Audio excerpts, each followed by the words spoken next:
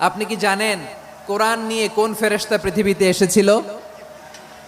জানেন ফেরেশতার নাম কি বলেন তো? জিবরিল আলাইহিস সালাম। একটু খেয়াল করে শুনেন, কান দুটো খরগোশের কানের মতো খাড়া করে আমার দিকে তাকান। সাইয়েদনা জিবরিল কোরআন নিয়ে এসেছেন, ফলে উনি হয়েছেন শ্রেষ্ঠ ফেরেশতা। বিশ্ব নবীর উপর কোরআন নাজিল হয়েছে, তাই তিনি হয়েছেন শ্রেষ্ঠ নবী। রমাদানে কোরআন নাজিল হয়েছে, তাই রমাদান হয়েছে শ্রেষ্ঠ মাস। কদরের রাতে কোরআন নাজিল হয়েছে, তাই কদর হয়েছে শ্রেষ্ঠ রাত। আমরাও যদি কোরআনের সাথে সম্পর্ক বাড়াই, আমাদের মর্যাদাও এরকম, আমাদেরকেও শ্রেষ্ঠ মানুষ বানায় দিবে কে? এজন্য কোরআনের সাথে সম্পর্ক বাড়াইতে রাজি আছেন তো? যারাই কোরআনের সাথে সম্পর্ক বাড়ায়, এদের মর্যাদা বাড়ায় দেয় কে?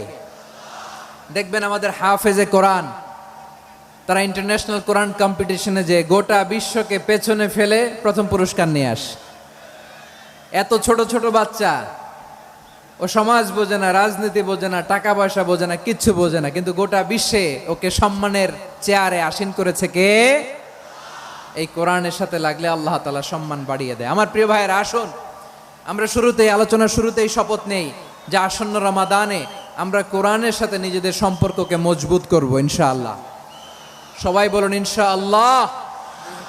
শাবান মাস আসলে, রজব মাস আসলে সাহাবারা কি করতেন আসুন আমরা দেখি, কিভাবে তারা রমাদানকে ওয়েলকাম জানাতেন।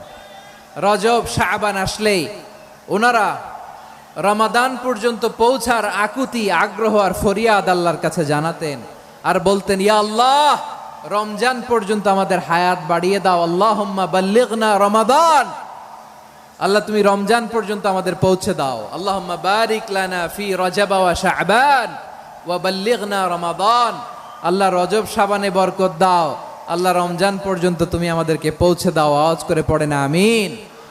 গত বছর অনেকের সাথে আমরা একসাথে রমাদান কাটিয়েছি, তাদের অনেকে দুনিয়াতে এখন বেঁচে নাই, এরকম আছে না নাই? আচ্ছা, এই বছর যদি খুশনসিব হয় আমাদের, আমরা যদি পাই, আগামী বছরও যে রমাদান আমরা পাবো কোনো গ্যারান্টি আছে? তাহলে আসুন আমরা ভেবে নেই, হতে পারে this Ramadan could be the last and final Ramadan in our life. হতে পারে এই রমাদানই হতে পারে আমার জীবনের শেষ রমাদান। ঠিক কিনা বলেন? তাই আসুন আমরা আল্লাহর কাছে দোয়া করি, আল্লাহুম্মা বাল্লিগনা রমাদান, আল্লাহ তুমি রমাদান পর্যন্ত আমাদেরকে পৌঁছে দাও। আওয়াজ করে পড়েন আমিন। ইবনু রাজব আল হাম্বলি লাতাইফুল মাআরিফের মধ্যে লিখেছেন, সাহাবারা ওনারা রমাদান কেন্দ্রিক, আমাদের সালাফ সালফে সালিহিনরা রমাদান কেন্দ্রিক জীবন কাটাতেন।